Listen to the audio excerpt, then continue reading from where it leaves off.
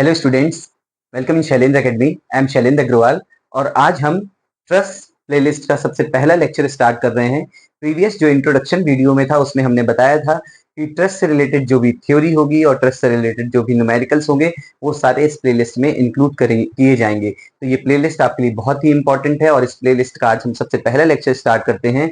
जो किसी भी टॉपिक को पढ़ने से पहले ये जरूरी होता है जानना कि हम इस टॉपिक को पढ़ क्यों रहे हैं और हमारी प्रैक्टिकल लाइफ में इसका क्या एप्लीकेशन है। तो हमारा सबसे पहला जो लेक्चर है जो केवल इंट्रोडक्शन होगा कि ट्रस्ट की क्या आवश्यकता है और ट्रस्ट हम क्या जानते हैं ट्रस्ट के बारे में, उसको समझते हुए हम पूरे ट्रस्ट का कॉन्सेप्ट समझेंगे।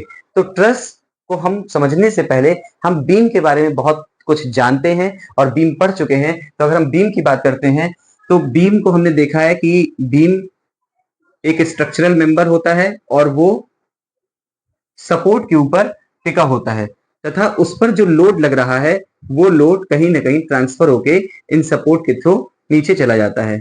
तो जो ये बीम है, ये बीम दो सपोर्ट के ऊपर यूज की जाती है, एक जगह से दूसरी जगह, चाहे वो ट्रेन का पुल अगर हम देखें या फिर हम कोई ऐसे पैदल चलने वाला पुल देखें या जनरली कहीं पर भी हम बीम बिल्डिंग्स के स्ट्रक्चर को बनाने में भी हम इसका उपयोग करते हैं।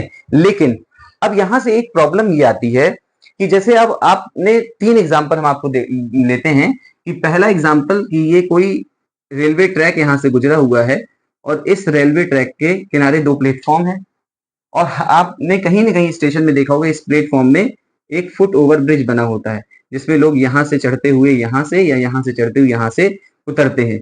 तो इस प्लेटफॉर्म और इस प्लेटफॉर्म के बीच में जनरली हम देखते हैं कि दो दो ट्रैक गए हुए हैं, लेकिन अभी भी कहीं कहीं पर हम देखें पुराने स्टेशन में चार चार ट्रैक दिए गए हैं पुराने।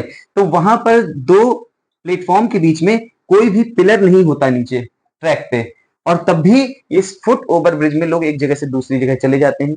इसी तरीके से हम अगर किसी रिवर के ऊपर से हम ट्रेन पे बैठे हैं और रिवर के ऊपर से वो ट्रेन पास हो रही है तो आपने इस तरीके का स्ट्रक्चर भी देखा होगा ब्रिज में, जिसमें नीचे से रिवर पास हो रही है और एक पिलर इधर है एक पिलर इधर है, बीच में कोई पिलर नहीं लेकिन एक इस तरीके का स्ट्रक्चर है। तीसरा हम एग्जांपल लेते हैं कि आपने वर्कशॉप कभी ना कभी अटेंड की होगी अपनी क्लासेस में, तो वहां पर अगर टीन का शेड बना हुआ है और उस शेड में किनारे वॉल है तो उस शेड के नीचे इस तरीके का स्ट्रक्चर भी आपने देखा होगा। अगर बीच में पिलर नहीं है, जैसे हम बड़े बड़े हॉल्स की बात करते हैं वहां पिलर नहीं होता, रेलवे स्टेशन पे भी आप देख लीजिए आपको मिल जाएगा ऐसा शेड जहां पर पिलर नहीं होगा। या कहीं आप कहीं यात्रा में घूमने गए हैं और वहां पर कोई लंबा एक शेड बना हुआ है तो उसमें किनारे दो पिलर और पैदल जा रहे हैं तो इस तरीके का उसमें आपको फ्रेम का स्ट्रक्चर दिख रहा होगा। तो क्यों इस बीम की जगह पे जहां पर इस तरीके का स्ट्रक्चर का यूज हुआ, ये अगर हमको समझ में आ गया तो हम समझ जाएंगे कि हमको ट्रस्ट की आवश्यकता क्यों पड़ती है। जब बहुत लार्ज गैप हो किन्हीं दो पिलर्स के बीच में, जैसे नॉर्मली ये पिलर लगे हुए हैं लेकिन अगर दो पिलर्स के बीच में बहुत ज्यादा गैप होगा, ठीक जैसे ये दो पिलर हैं और पीछे से नदी का पार्ट बहुत चौड़ा है, तो आपको लगता है पुल बनाना वहां पर पिलर बनाना बहुत पॉसिबल नहीं है बीच में। तो वहां पर हम अगर यहाँ पर पिलर नहीं है बीच में और पार्ट बहुत चौड़ा है, लार्ज ओपनिंग्स बोलते हैं यहाँ पर, तो बीम में कहीं ना कहीं डिफ्लेक्शन आना शुरू हो जाएगा। बीम में डिफ्लेक्शन आना शुरू हो जाएगा और इस डिफ्लेक्शन के कारण जब बीम में डिफ्लेक्शन आएगा तो फिर वो हमारे लिए जो पुल है किसी काम का नहीं रहेगा और दुर्घटना हो सकती है।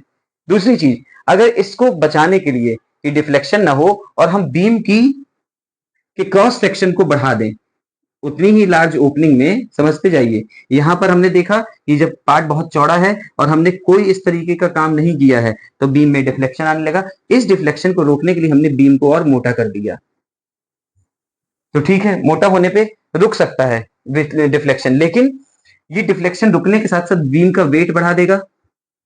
पहले बीम ऐसी थी, फिर मटेरियल ऐड हुआ, बीम का वेट बढ़ गया और जब बीम का वेट बढ़ गया तो कहीं ना कहीं ये वेट भी डिफ्लेक्शन के लिए रिस्पॉन्सिबल होगा।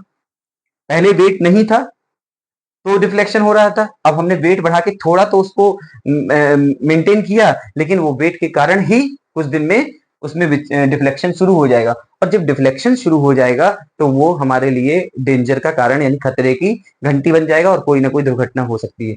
इन सबसे निजात पाने के लिए जहां पर लार्ज ओपनिंग्स हैं, जहां पर लार्ज ओपनिंग है। कौन कौन से एग्जांपल्स? रेलवे स्टेशन की प्लेटफॉर्म की हम बात कर सकते हैं, किसी नदी का पार्ट बहुत चौड़ा है तो वहां की बात कर सकते हैं, या फिर हम किसी भी वर्कशॉप की बात कर सकते हैं। आप चाहे थोड़ा भी एग्जांपल अगर दिमाग में सोचे तो चाहे प्रयागराज का आप ब्रिज देख लें, वहां पर आपको इस तरह का स्ट्रक्चर मिलेगा, या इस तरीके से कहीं भी आप ब्रिज में जा रहे हैं जहां पे पार्ट बहुत चौड़ा है तो आपको इस तरह का स्ट्रक्चर मिलेगा। तो अब ये स्ट्रक्चर क्या करता है, जो यहां पर पिलर के बीच में गैप है, तो जो जब यहां से कोई भी व्हीकल पास हो रहा है तो उसके लोड को यहां और यहां ट्रांसफर करता है फोर्स को, और फिर वो फोर्स यहां से यहां के थ्रू निकल जाता है। तो इन मेंबर्स में ये जो स्ट्रेट बार आपको दिख रही हैं, ये स्ट्रेट बार को यहां पर क्या बोला जाता है? मेंबर्स।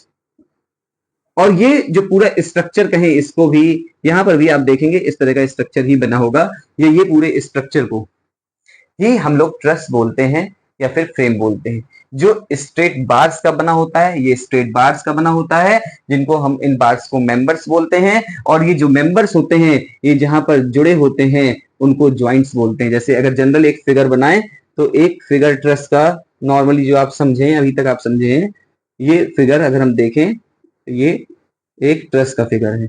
इनको हम लोग मेंबर बोलेंगे। क्या बोलेंगे? मेंबर। ये सब मेंबर हैं।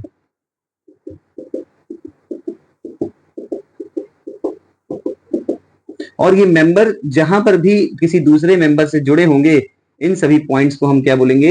ज्वाइंट्स बोलेंगे। क्या बोलेंगे? ज्वाइंट्स।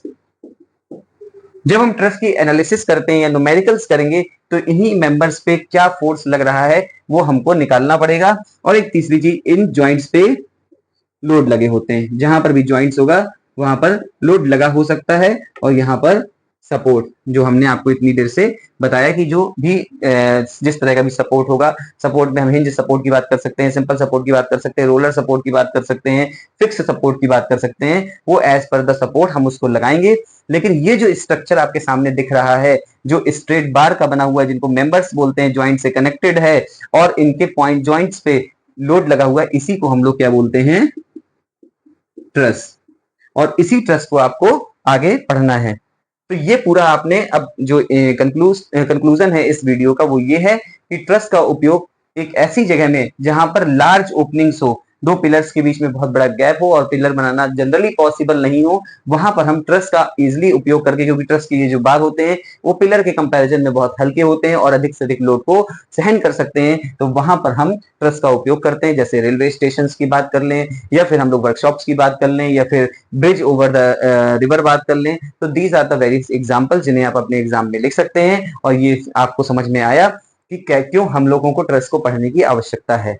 अब इसके बाद अगले वीडियो में हम ट्रस के टाइप्स, ट्रस के एजम्पशंस, जो भी टॉपिक्स थ्योरी के हैं उनकी बात करेंगे, जीरो फोर्स मेंबर की बात करेंगे, उसका क्वेश्चन आया हुआ भी है। तो मिलते हैं नेक्स्ट वीडियो में। वीडियो कैसा लगा आपको? लाइक कमेंट करके अपना फीडबैक दीजिए। मिलते हैं नेक्स्ट वीडियो में। अपने फ्रेंड्स के साथ शेयर कीजिए जो लोग भी ट्रसेस को पढ़ रहे हैं। Thank you so much for watching. Thank you.